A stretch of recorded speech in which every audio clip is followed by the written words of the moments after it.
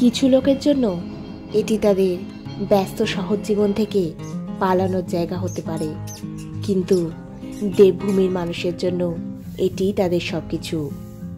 এটি তাদের আবেগ, সমৃদ্ধ সংস্কৃতি, ঐতিহ্য এবং প্রাণভূমি। হাই ফ্রেন্ডস, কেমন আছেন সবাই? নেভার এন্ডিং জার্নি চ্যানেলে আপনাদেরকে স্বাগত জানাই। দেবভূমি উত্তরাখণ্ড নামটা প্রায় কম বেশি সবারই পরিচিত। নিত্য দৈনন্দিন খবরে বলুন বা বেড়ানোর উদ্দেশ্যে দেবভূমির নাম বেশ পরিচিত। ভ্রমণ পিপাসুদের জন্য তো দেবভূমির বিভিন্ন স্থানগুলি বেশ আকর্ষণীয়। পবিত্র ধর্মস্থান থেকে শুরু করে trekking, rafting, ropeway, bungee jumping এই সব কিছুর জন্য দেবভূমি উত্তরাখণ্ড আজ বিশ্বখ্যাতি অর্জন করেছে। দেশের বিভিন্ন প্রান্ত থেকে পর্যটকরা এবং সুদূর বিদেশ থেকে বিদেশি পর্যটকরা এখানে প্রায় এসে ঘাঁটি জমায়, যা ভারতের অর্থনৈতিক একটি ভালো দিক। ঠিক এমনই একটি পর্যটন কেন্দ্র হল উত্তরাখণ্ডের যোশীমঠ। যোশীমঠ, যা জ্যোতির্মঠ নামেও পরিচিত, ভারতের উত্তরাখণ্ড রাজ্যের চামোলি জেলার একটি শহর এবং এটি পৌরসভার বোর্ড। এটি বেশ কয়েকটি হিমালয় পর্বত আরোহণ অভিযান, ট্রেকিং, বদ্রীনাথের মতো তীর্থস্থান কেন্দ্রগুলির একটি প্রবেশদ্বার। সাদামাটো পাহাড়ি পরিবেশ, কিন্তু নিজের ভয়ঙ্কর সৌন্দর্য নিয়ে যেভাবে যোশীমঠ অবস্থান করছে, সত্যি এক কথায় অনবদ্য। শ্রী নরসিংহ মন্দির যোশীমঠের একটি গুরুত্বপূর্ণ ধার্মিক এবং জনপ্রিয় ঐতিহাসিক ঐতিহ্য। এটি সপ্তবদ্রীর একটি অংশ হিসাবে বিখ্যাত। এই মন্দিরটি নরসিংহ বদ্রী নামেও পরিচিত এবং এটি যোশীমঠের একটি পবিত্র স্থান। মন্দিরের দেবতা নরসিংহ ভগবান বিষ্ণুর চতুর্থ অবতার, যা অর্ধ সিংহ এবং অর্ধেক মানুষের রূপ। পৌরাণিক কাহিনী অনুসারে ভগবান বিষ্ণু হিরণ্যকশ্যপ নামক এক রাক্ষস রাজাকে হত্যা করতে এবং তার প্রিয় ভক্ত প্রহ্লাদকে রক্ষা করার জন্য এই নরসিংহ অবতার রূপ ধারণ করেছিলেন। এই মন্দিরটি আদিগুরু শঙ্করাচার্য নির্মাণ করেছিলেন বলে মনে করা হয়। শীতের মরশুমে যখন বদ্রীনাথ ধাম মন্দির বন্ধ থাকে, তখন বদ্রীনাথ মন্দিরের পুরোহিতরা নরসিংহ মন্দিরে পূজা চালিয়ে যান। অর্থাৎ নরসিংহ মন্দির এবং বদ্রীনাথ মন্দিরের মধ্যে একটি সংযোগ রয়েছে।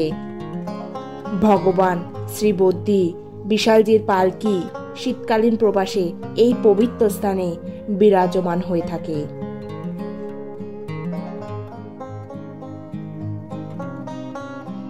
যা ঐশ্বরিক সুরক্ষা এবং মন্দিরের উপর ভালোর বিজয়ের প্রতীক। মন্দিরে সন্ধ্যের আরতির সাক্ষী হওয়া একটি মনোমুগ্ধকর অভিজ্ঞতা। নরসিংহ মন্দিরের সামনেই আরো কয়েকটি প্রাচীন মন্দির আছে, যা বেশ আকর্ষণীয়।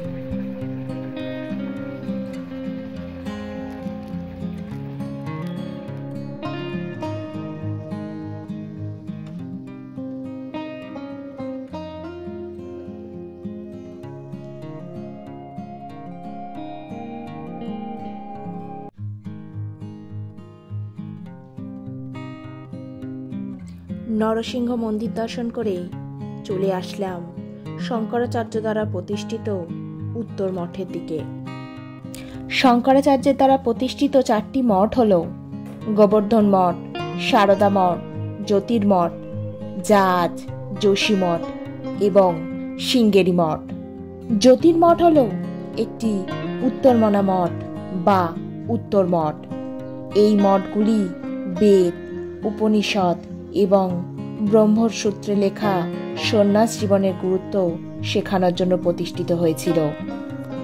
শ্রী শঙ্করাচার্য মঠের প্রবেশদ্বারেই অবস্থান করছে একটি লক্ষ্মীনারায়ণ মন্দির এবং অভ্যন্তরে বদ্রীনারায়ণ ও রাজরাজেশ্বরী দেবীর মূর্তি সুন্দরভাবে বিরাজমান রয়েছে। মূল মঠের বাইরের দেওয়ালে নবগ্রহের প্রতিমার রূপ দেওয়া হয়েছে, যা মঠের সৌন্দর্য আরও আকর্ষণীয় করে তুলেছে। এই মঠের ভিতরের এবং বাইরের সৌন্দর্য চোখে পড়ার মতো। মঠের ভিতর 64 যোগিনীকে মাতা কালীর বিভিন্ন প্রতিমা রূপে দেখানো আছে।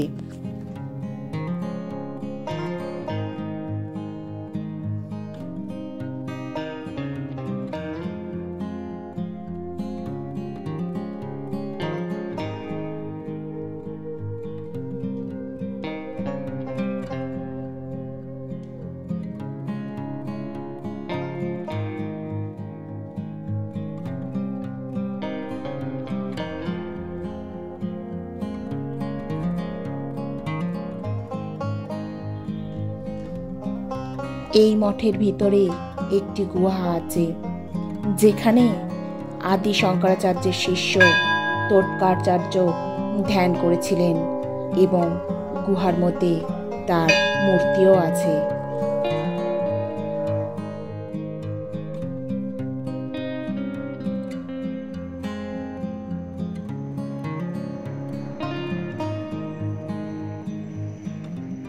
মঠ হয়ে সামনের দিকে এগোলেই ভারতবর্ষের সব থেকে প্রাচীন, প্রায় 2500 বছর বয়সী অমর কল্পবৃক্ষ দেখতে পারবেন, যার সামনে বৈজ্ঞানিক ব্যাখ্যা সব ব্যর্থ।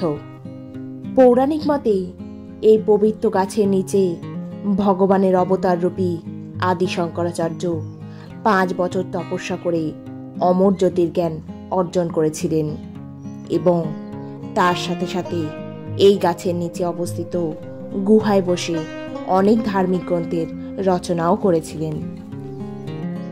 যোশীমঠের পাহাড়ের কোলে অবস্থিত এই গাছ দেখলে ফাঁপা মনে হলেও তার শাখা প্রশাখা দেখলে আশ্চর্য হবেন।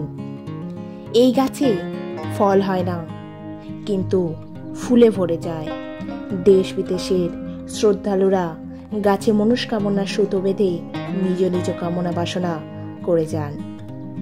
অমর কল্পবৃক্ষের সামনে দাঁড়ালে মনে হবে অতি প্রাচীন এক সন্ন্যাসী জটা ছড়িয়ে ছিটিয়ে ধ্যান করছেন। অমর কল্পবৃক্ষ হল একটি তুঁত গাছ।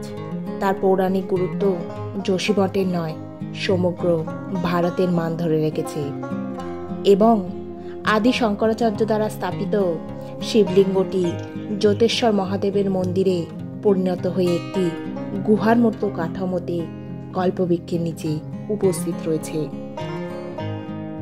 উন্নয়নের নামে প্রতিনিয়ত ধ্বংস হচ্ছে প্রকৃতির নিয়ম। পাহাড় কেটে তৈরি হচ্ছে সড়কপথ, হোটেল, আরও কত কি। মানবজাতির এই অত্যাচার আর সহ্য হচ্ছে না প্রকৃতির। তাই প্রকৃতির নিয়ম ভাঙার ভয়ঙ্কর জবাব মাঝে মাঝে পেতে হচ্ছে মানবজাতিকে।